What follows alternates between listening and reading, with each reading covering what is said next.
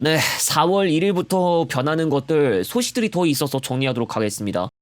그동안 고속버스 차량 내 와이파이 서비스가 중단되어서 모바일 데이터를 써야만 했죠.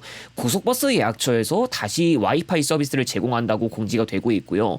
공지에 따르면 코버스에 소속된 고속사들 가운데 오리지널 8사가 언급되고 있습니다.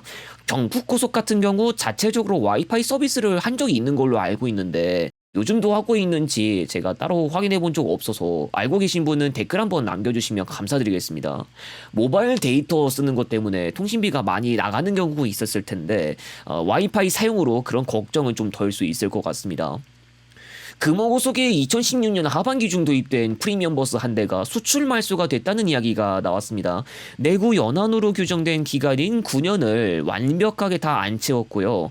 제가 전에도 이야기한 적이 있었지만 2016년에 도입된 프리미엄 버스들은 9년 정도만 운행한다는 가정하에 이번 연도부터 본격 대체 시즌이죠. 당장 말소분을 채울 목적에 다른 새 차가 도입될 것 같진 않지만 좀 더 나중이 되면 좀 더 많은 차량들이 내구 연한에 의해서 퇴역을 할 수도 있으니까 좀 더 지켜보도록 하겠습니다.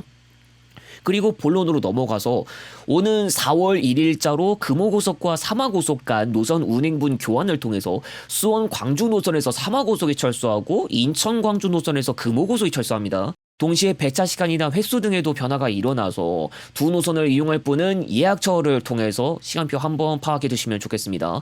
그리고 동시에 삼화고속은 수원에서 철수하게 됐습니다. 삼화고속이 수원에서 출발하는 노선이 그동안 광주행밖에 없었거든요. 또 금호고속의 인천발 노선은 이제 익산행밖에 없습니다. 두 개 노선은 공통점이 있습니다. 미래에 새로 생길 어느 KTX 개통과 접점이 생기는 구간이라는 거죠. 수원 광주 노선 수원발 KTX의 호남 방향 개통, 인천 광주 노선 인천발 KTX의 호남 방향 개통과 겹치게 됩니다. 두 개통 신설이 되면 각 고속버스 노선에 적잖은 영향을 끼칠 것으로 보이는데요. 이것과 관련해서 이야기를 해볼 것이 있습니다. 금호고속의 인천발 노선은 익산행도 있다고 했죠. 안산터미널을 경유하는데요. 인천발 KTX 개통이 수인분당선이나 4호선 열차가 다니는 구간 일부분을 운행할 거고 미래에 안산시 초지역과 같은 곳에도 기차가 정차할 수 있는데요. 두 지역 모두 익산으로 가는 열차편이 직접 이용할 수 있게 됩니다. 물론 인천광역시는 송도역에서만 이용할 수 있게 된다는 것 때문에 관교동 터미널과 비교했을 때 위치에서 비롯되는 변수가 있진 않을까 하는 부분은 있지만 버스보다 짧은 시간에 지역과 지역 간을 잇는 점을 생각하면 영향이 당연히 예상됩니다. 대상은 인천, 안산, 익산 노선뿐만 아닙니다. 시흥시와 안산, 광주 노선이 있는데요. 이 노선도 인천발 KTX의 영향을 예상해봐야 할 것 같습니다.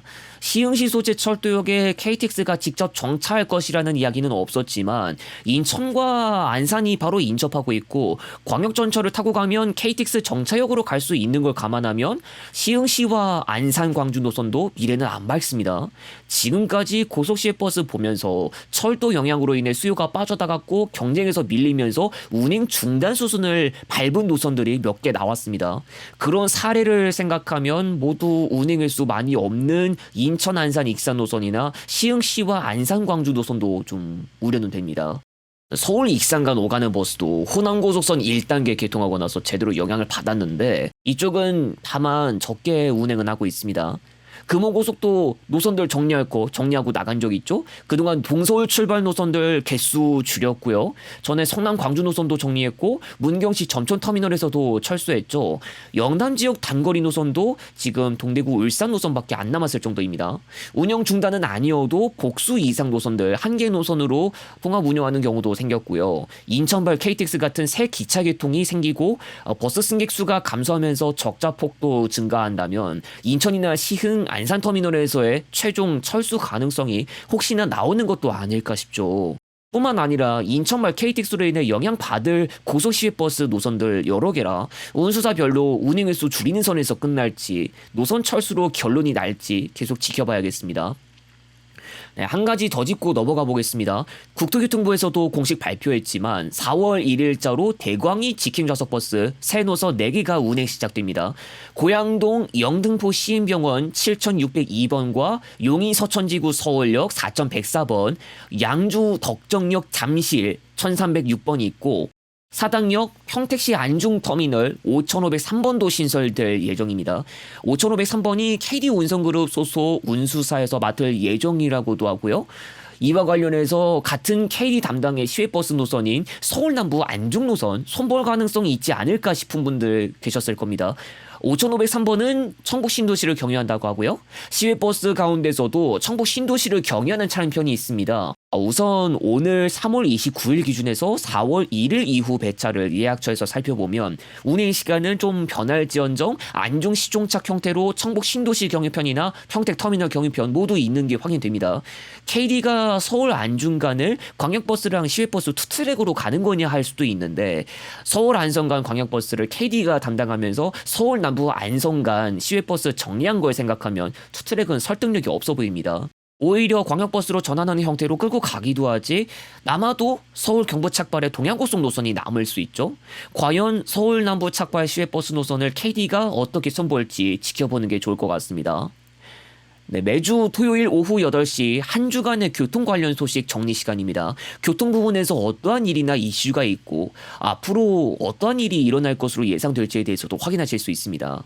오는 31일 수원동해 삼척편 공개할 계획이고 대구 진주편과 서울 여수 2025 리뉴얼편 그리고 서울 부산 사상 2025 리뉴얼편도 계획하고 있습니다.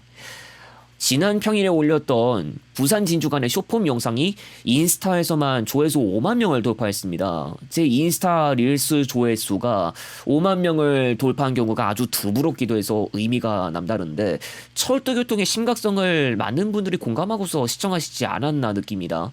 경우에 따라 아직 철도가 버스에 비해서 부족한 부분들이 있습니다. 비관적인 이야기도 많이 나왔지만 그래도 버스가 할 일은 많을 것이라 할 수 있을 것 같습니다.